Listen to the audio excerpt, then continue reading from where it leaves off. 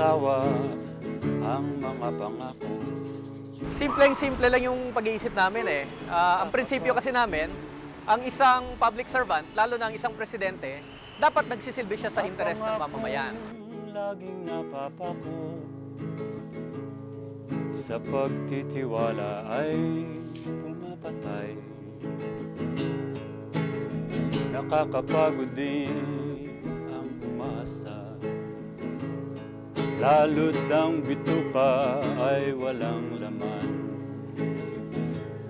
Napakailap sa mahirap ang hustisya, lalo't bansa ay hawak lang ng ilan.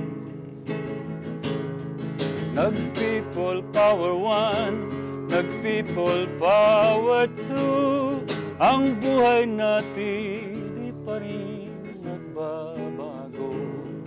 Nag-people. At kung hindi na siya nagsisilbi sa interes ng bayan, wala na siyang karapatang manatili sa poder. At sa naging takbo ng gobyerno ni Estrada mula 1998, nakita namin na hindi talaga para sa tao ang kanyang gobyerno.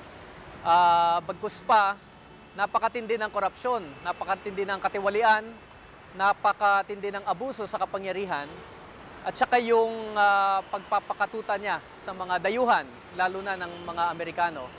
At lastly, yung napakatinding gera sa ilalim ng kanyang administrasyon. Lahat ito ay nakakasama sa ating bansa.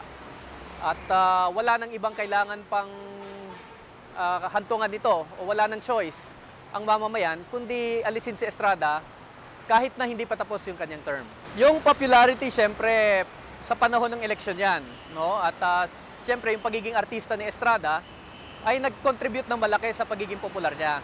Pero ibang usapin yung popular ka, ibang usapin yung hindi ka na epektibong leader. Open-ended kami doon sa maaring resulta ng pagpapatalsik kay Estrada. Bagamat ang consensus ng iba't ibang political forces noon ay ipagpatuloy yung constitutional successor na si Pangulong Gloria Macapagal Arroyo. Pero katulad namin, bukas kami sa iba pang mga alternatiba. Not necessarily si GMA. Halimbawa kami sa bayan, ang pinropose namin, magtayo ng isang council. At ang council na ito ay buuin ng mga kinatawan mula sa iba't ibang political forces.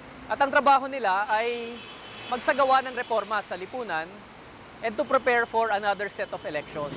Nag-people power one, nag-people power two. Yung EDSA 2 naman hindi nangyari overnight. Hindi nga nangyari yan sa 4 na araw lang.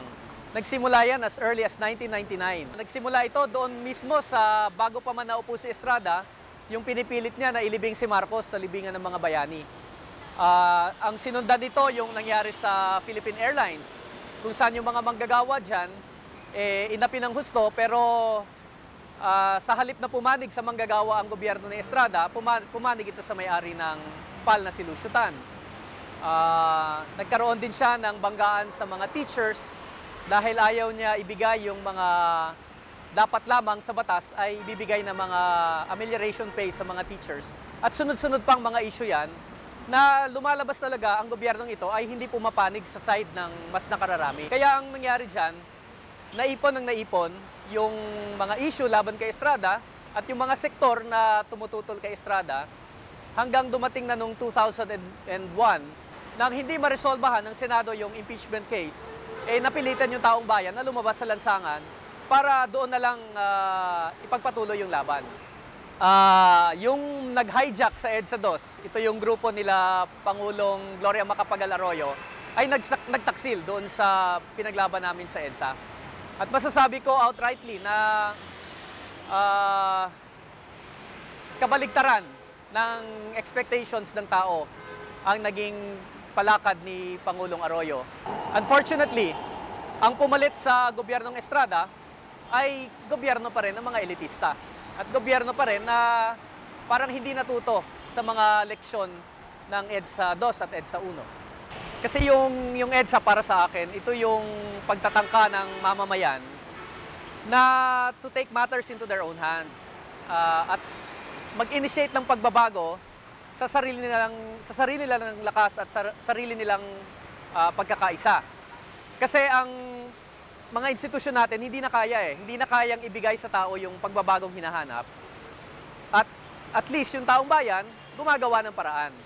At ang mga Pilipino, sikat tayo eh. Marunong tayo gumawa ng paraan. At I think EDSA was one attempt to make things work sa panahong nothing works.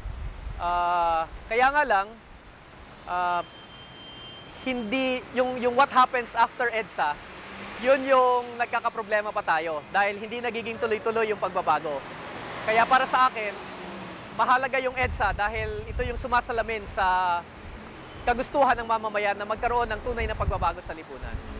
Kahit nag-EDSA 3, kahit mag-EDSA 4. Pinatunayan ng EDSA 1 at saka ng EDSA 2 na ang mamamayan ay naghahanap ng pagbabago. Pero ang pagbabagong ito ay hindi na kayang ibigay ng kasalukuyang sistema, ng kasalukuyan nating gobyerno, ng Kongreso, ng Senado, ng mga Korte at ng Malacanang.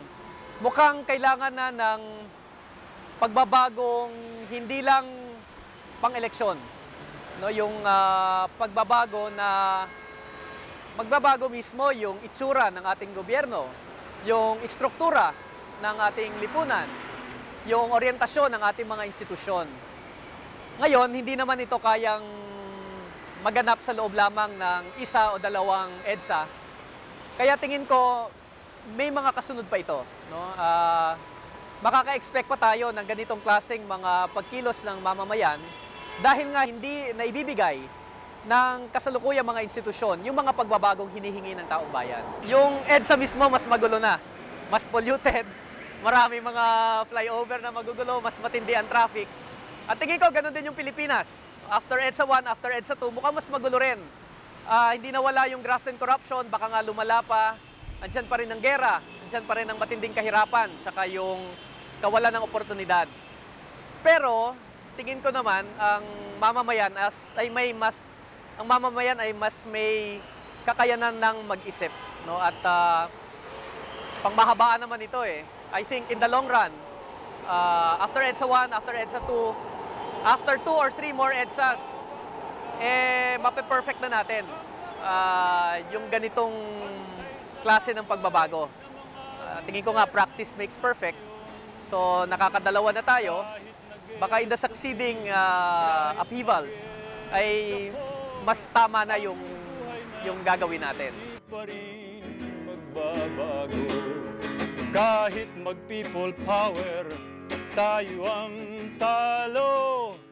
Hanggat hindi tayo natututo.